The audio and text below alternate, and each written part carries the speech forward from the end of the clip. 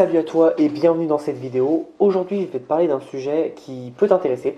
C'est comment améliorer son site e-commerce. Alors, plus particulièrement Shopify. Comme tu sais, moi je travaille avec Shopify et uniquement Shopify parce que le reste, ça vaut pas la peine. Tu vas perdre ton temps. Mais peu importe, revenons à nos moutons. Comment améliorer ton site Shopify?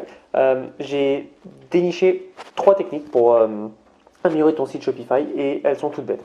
La première, c'est tu demandes à un coach ou à quelqu'un qui a beaucoup d'expérience, mais ça va te coûter très cher. La deuxième, tu demandes à ta famille, mais ils n'ont pas forcément d'expérience du e-commerce et ils ne seront pas forcément objectifs parce que c'est ta famille. Et la troisième, c'est tu demandes à des gens qui sont dans le e-commerce et qui ont forcément plus ou moins d'expérience que toi, mais qui auront des expériences diverses et variées par rapport à la tienne. Comment tu trouves ces gens? Alors c'est tout simple, tu as plein de groupes en France, déjà en France, on en a énormément, mais surtout aux États-Unis sur le e-commerce, sur Shopify, etc., etc. Donc tu vas sur Facebook, tu trouves un groupe et puis voilà, tu poses ton site, tu demandes si quelqu'un peut bien te l'auditer ou regarder ce qu'il faudra améliorer, ce qui n'est pas bien. Euh, alors je sais que certains ne veulent pas pour ne pas donner leur niche, etc. Honnêtement, voilà, si tu crois en ton produit, en ton site, si tu sais que tu as fait du bon boulot, voilà, des gens qui montent leur site, il y en a 60 par jour. Donc t'en fais pas, on va pas forcément venir sur toi.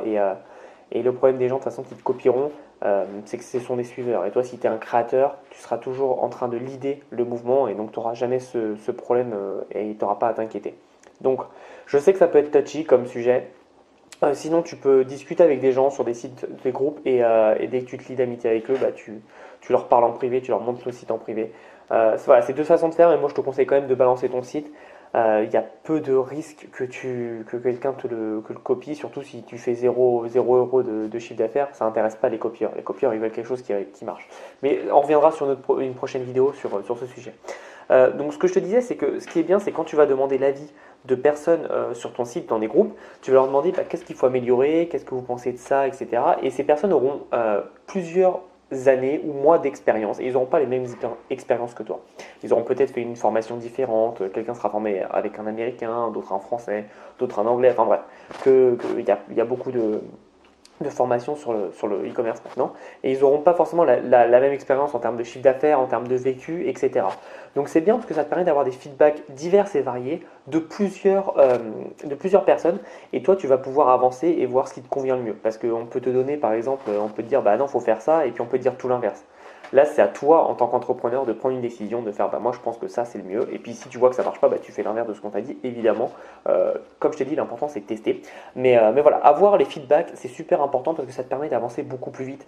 Et comme je te disais, le problème que tu vas avoir si tu demandes à ta famille, c'est qu'ils connaîtront rien au e-commerce et du coup, ils vont pas t'aider et ils vont pas t'avancer dans la bonne direction.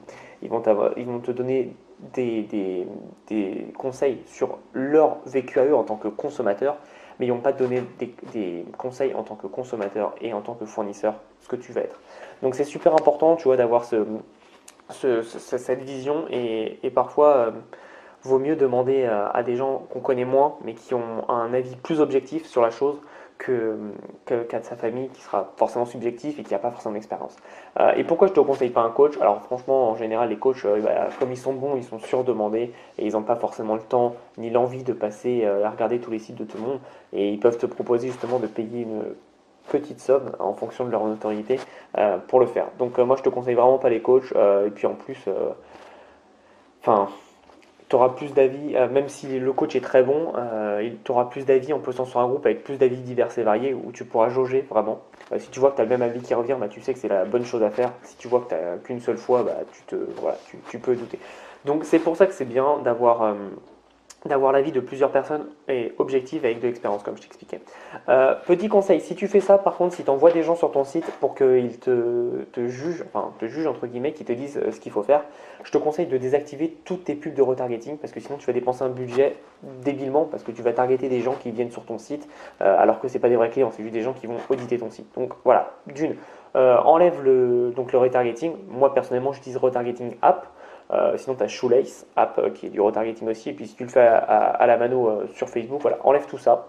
Comme ça, tu es sûr de ne pas dépenser pour rien. Et surtout, ce que tu peux faire aussi pour aller encore plus loin, Tu installes l'application Lucky Orange, donc Lucky comme chanceux et Orange comme orange, comme une orange. Et tu as 7 jours de free trial, c'est d'essai gratuit, pardon. Et ça va te permettre en fait d'analyser le comportement de tes clients sur ton site. Moi, ce que j'aime bien faire avec cette application, c'est l'installer au tout début de mes sites. Je lance un site, pendant 7 jours, je vais mettre cette application. Comme ça, j'analyse ce qui va, ce qui ne va pas, pourquoi ils partent, pourquoi ils restent, ce qu'ils font sur mon site. Et ça me permet vraiment de savoir tout ce qui se passe et enfin je m'en fous de savoir ce qu'ils font eux, mais savoir quels sont les bugs d'un point de vue du client.